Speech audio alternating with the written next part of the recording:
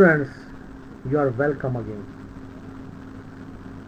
प्यारे विद्यार्थियों, आपका एक बार फिर स्वागत है इस फ्री ऑनलाइन फिजिक्स क्लासरूम में। मैं Paramjit Singh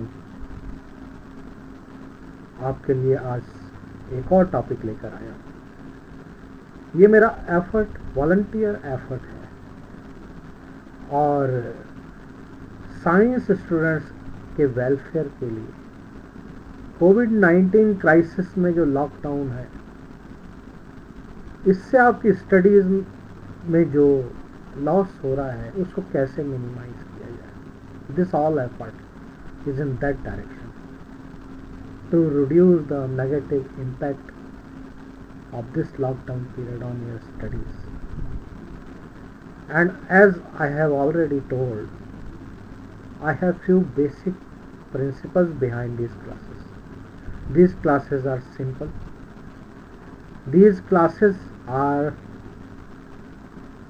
focusing on NCERT syllabus. These classes are for covering the NCERT syllabus. In these classes, point-to-point discussion is co-related with the NCERT syllabus, and pace of the lecture is medium, so that average or below average students also absorb it. This is not like a professional video editing, mixing, music. No, that is not my aim.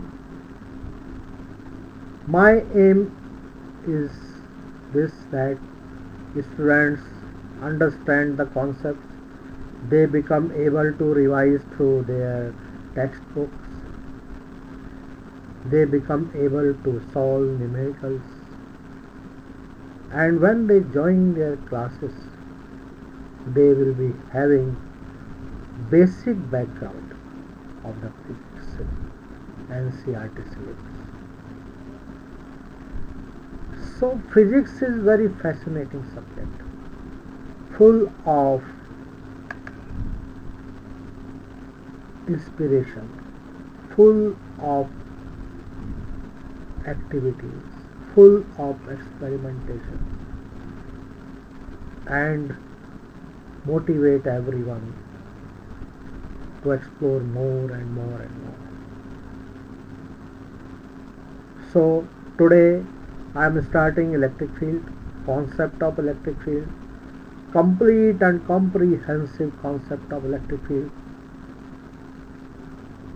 focusing on NCERT, making simple PPTs with some animation. I am trying my best so that I engage all of you to my videos. So welcome you all. I hope you will support this effort, and so that I can continue these lectures for a longer period of time, even after the lockdown opens. I am getting very good response from the students, very good feedback, and students' simplicity is the basic funda of these lectures, just to give you the classroom experience. So let us start. Electric field.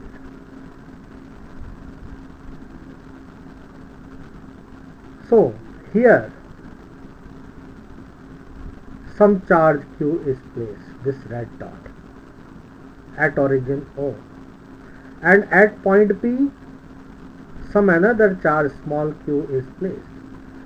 From Coulomb's law we know that this small q charge will experience force in this direction, line joining the charges. Figure is very simple now.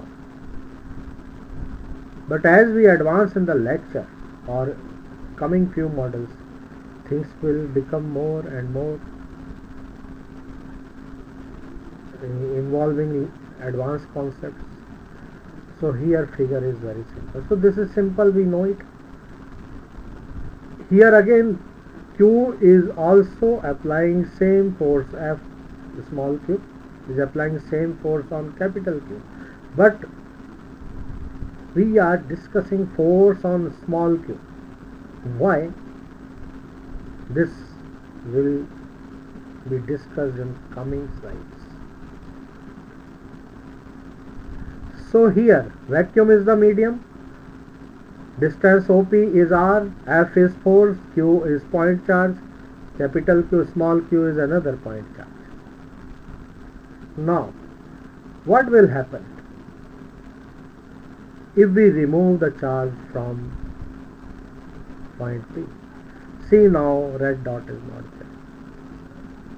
P is a simple point without charge. So some question arises. After removing small q, what is left there? Is there nothing? Only vacuum? So if there is nothing, but when we place small q, charge, it experiences force. It proves that there is something present, still present at point P. Even small q is not there. This is the electric field present there. And you know charges produce electric field, electric charges. So which charge is producing this field? This capital Q charge is producing this. Capital Q is the source of the electric field. So from this point, idea of electric field arises. So electric field is in between force and charge. So electric field fulfills that gap, charge and force. What is there between charge and force? This is the electric field which causes the force. Now more about electric field. I again repeat, pace is medium, moderate. My aim is to reach to every student. That's why I am keeping it slow. And voice is moderate. You have to adjust with the voice quality, because I am not recording this in a studio. I am recording at my home. Okay, more about electric field. See, now I have attached few more symbols here. Same, this capital Q. Now see, this sphere is bigger than this small dot. Some message is there. And this is the small r distance between O and P. Now we have proved that at point P some electric field is there, and that field is due to capital Q, and direction of field is along the force. Direction of the force. This r cap is the unit vector we have designated to the direction of electric field from left to right. So I have attached few more symbols.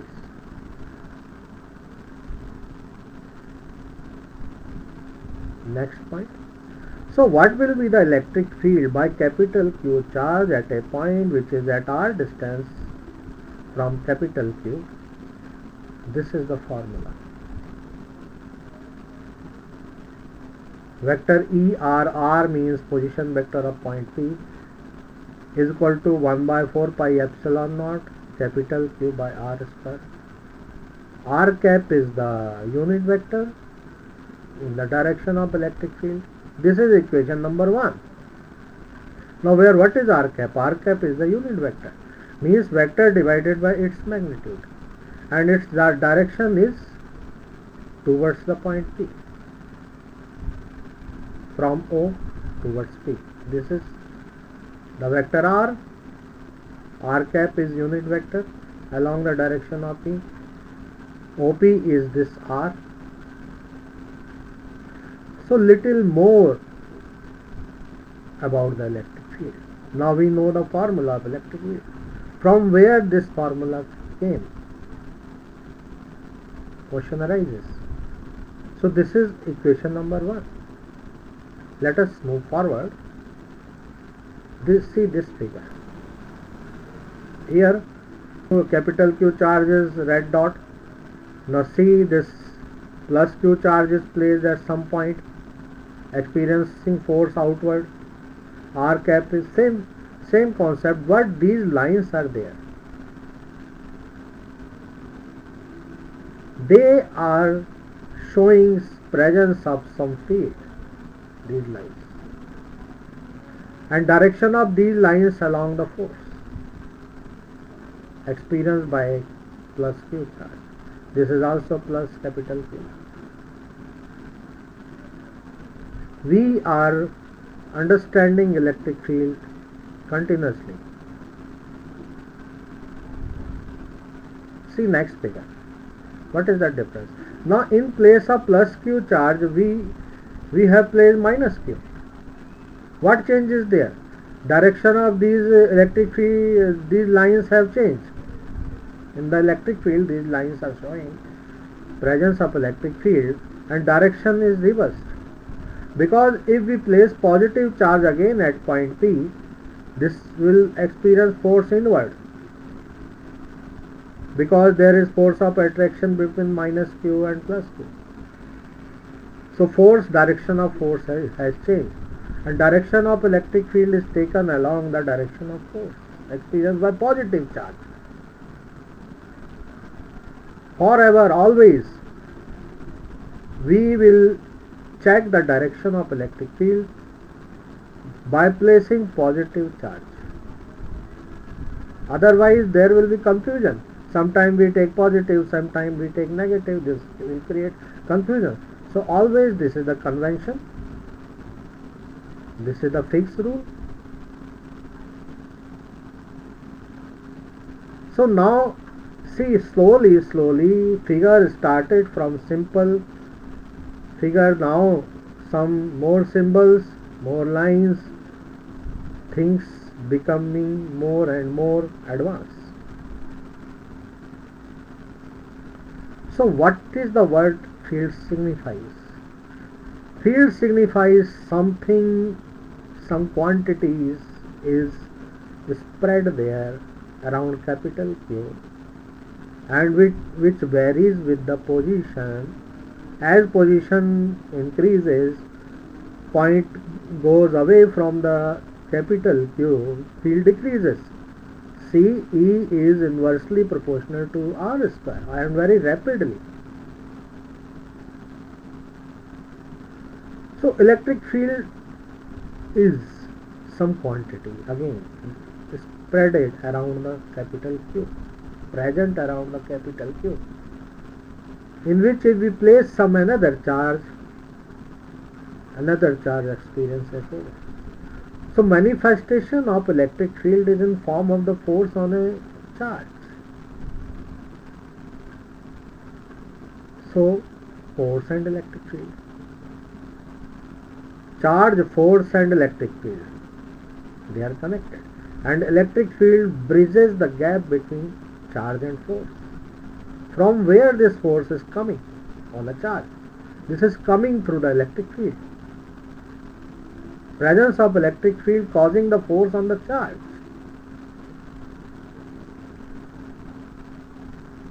So according to Coulomb's law, capital F force is exerted on the small q by capital Q. So what is that force? We know this. Vector form 1 by 4 pi epsilon naught capital Q small q by R square R cap. We know this. Two charges are capital Q and small q. If combination of charge is plus minus, positive negative, then force will be this. We replace unit vector by minus R cap. It means that force is from P to O. In this case, force is from O to P. along r cap. We have assigned the direction OP by r cap. So if force acts from P towards O, so r cap will become minus r cap. This is equation number 2. So let us compare equation number 1 with equation number 2. Compare any one. This first one. We find some result. Divide F by E, or anyways comparison means what is the difference.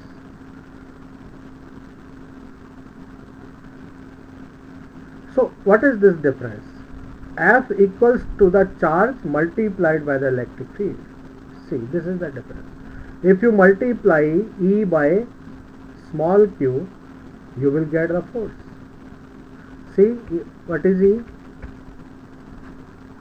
If you multiply it by small q, you will get the force. So from equation 1 and equation 2, this is the relationship between force, charge and electric field. So this is the electric field which determines the force on charge, small q. In absence of this concept, you will not be able to know the force. So this is the significance of the electric field.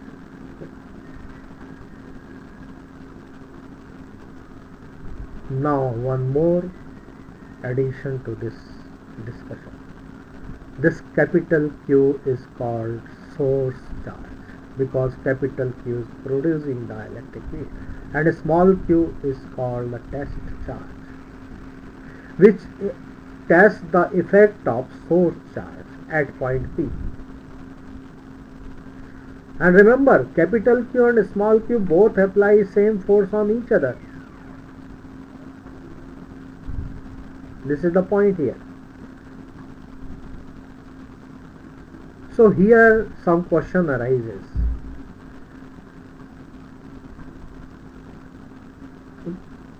We will discuss later, adding few more things to the electric field. So here the conclusion is force is a product of charge and electric field. Recap. Let us compare. This is the capital Q plus Q charge, source charge. Now small q is the test charge, experiencing force outwardly. And same plus q charge, but now we place minus q charge here. It experiences my force inward in this direction, minus r cap. Now we change the source charge from plus q to minus q and place minus charge. Again force of repulsion. But here direction of field is inward, because I have clearly stated that direction of field will be the direction of the force experienced by a positive test charge. So here this positive test charge experiences force outward, therefore direction of electric field is outward. Now here see in this figure, minus q charge is producing the field, electric field inward, because positive test charge experience force inward. So diagonally if you consider, then you will be able to get the correct direction of the electric field, because this is a norm or condition or convention, whatever you call it. Direction of electric field is always along the force experienced by the positive test charge. These two figures are axes here. So all the four positions I have cleared. Now electric field, one more view. If a charge small q is brought at any point around capital Q, capital Q itself is bound to experience an electric force due to small q and will tend to move. So question arises, Which charge will be treated as source charge? Which charge will be treated as test charge? Think over it for a while.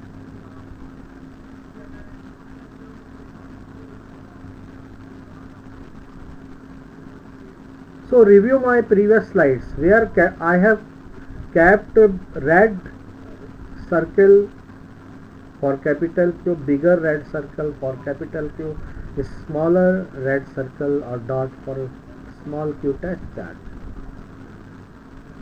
I am giving this hint right now. Let's see again.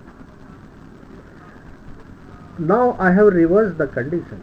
Now if we treat capital Q as source charge and this is very small point size, very small magnitude, but test charge is very big, large, what will happen if situation is this, that test charge is much bigger than source charge? So what is the way out from this difficulty? So we keep test charge very small and infinitely small. Why? See, ratio F over Q gives the value of field, electric field at point P. So here ratio gives the value of E at point P. So why this condition? Why this condition?